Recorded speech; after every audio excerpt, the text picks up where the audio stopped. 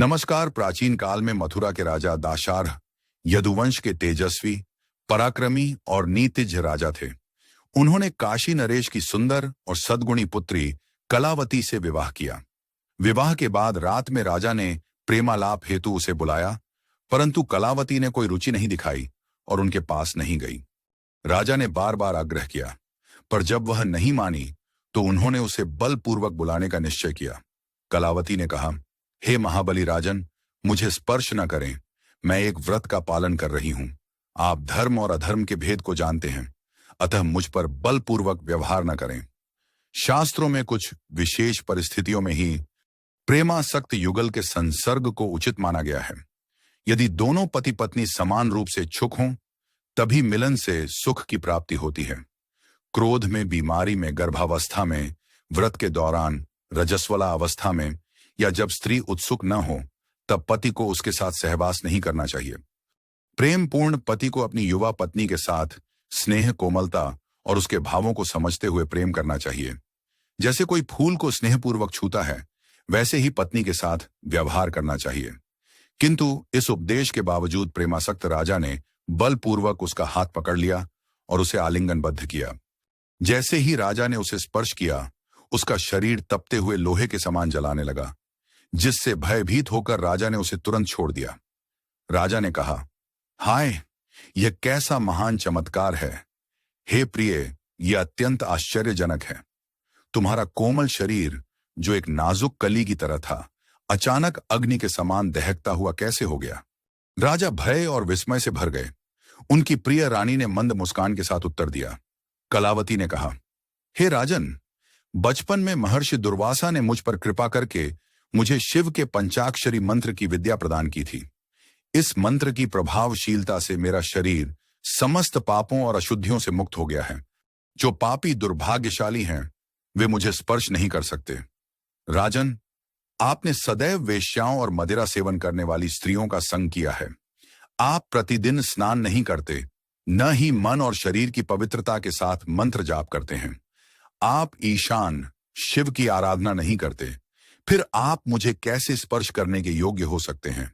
राजा ने रानी से कहा, हे सुंदरता में उत्तम, मुझे शिव के पंचाक्षरी मंत्र की विद्या सिखाओ, ताकि मैं अपने पापों को नष्ट कर सकूं। रानी ने उत्तर दिया, मैं तुम्हें यह विद्या नहीं दे सकती। तुम्हें महर्षि गर्ग के पास जाना चाहिए, वे इस विद्या के सर्वोत्तम ज्ञाता हैं।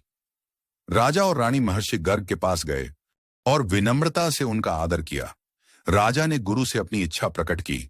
राजा ने कहा, हे गुरु, कृपया मेरी विनती पर दया करें और मुझे सफलता प्रदान करें। मुझे शिव का पंचाक्षरी मंत्र दें, जो मेरे सभी पापों को नष्ट कर दे। गुरु गर्ग ने उत्तर दिया। गुरु गर्ग ने राजा और रानी को कालिंदी नदी के किनारे ले जाकर पवित्र स्नान और उपवास का निर्देश दिया। फिर गुरु ने राजा के सिर पर हाथ रखकर शिव मंत्र दिया। मंत्र और गुरु के स्पर्श से राजा के शरीर से हजारों कौवे उड़कर बाहर निकले, जिनके पंख झलकर राख हो गए। राजा और रानी इस चमत्कारी घटना को देखकर हैरान हो गए और गुरु से इसका कारण पूछने लगे। श्री गुरु ने कहा, हे राजा, तुम्हारे अनगिनत पाप हजारों जन्मों में संचित हुए हैं। उन हजारों जन्मों में कुछ स्थानों पर पुण्य ने प्रबलता पाई, जिसके कारण कुछ पुण्यात्मा प्रजातियों में जन्म लिया। इसी प्रकार तुम्हारे पापों के कारण तुम पापी गर्भों में जन्मे। जब पुण्य और पाप का संतुलन हुआ तो तुम मनुष्य रूप में जन्मे। जब शिव की पांचाक्षरी विद्या तुम्हारे हृदय में गहरे समाई, तब करोड़ों पाप कौओं के रूप में बाहर निकल आए। ब्राह्मण हत्याओं, निषिद्ध स्त्रियों से संबंध बनाने, सोने की चोरी, मदिरा सेवन, गर्भपात आदि जैसे करोड़ों पाप किए गए थे और हजारों और करोड़ों जन्मों में अन्य पाप भी संचित हुए थे। जब शिव के पांचाक्षरी मंत्र को ग्रहण और धारण किया तो ये सब पाप जलकर राख हो गए। हे महान राजा, आज तुम्हारे करोड़ों पाप जलकर नष्ट हो गए हैं। अब तुम्हारी आत्मा शुद्ध हो चुकी है। तुम रानी के साथ खुशी खुशी जीवन यापन कर सकते हो। यह कहकर गुरु ने मंत्र की दीक्षा पूरी की और वह दोनों को आश्चर्यचकित होते हुए अपने आश्रम वापस लौट गए। राजा रानी प्रसन्न होकर गुरु से विदा लेकर अपने महल लौटे, जहां राजा ने अपनी रानी को अब शीतलता के साथ गले लगाया और धन्य हो गया, जैसे गरीब व्यक्ति को अचानक धन मिल जाए। ये 5 चाक्षरी मंत्र वेदों, उपनिषदों, पुराणों और अन्य शास्त्रों के लिए एक अलंकारिक रत्न है। यह मंत्र सभी पापों का नाश करता है। धन्यवाद।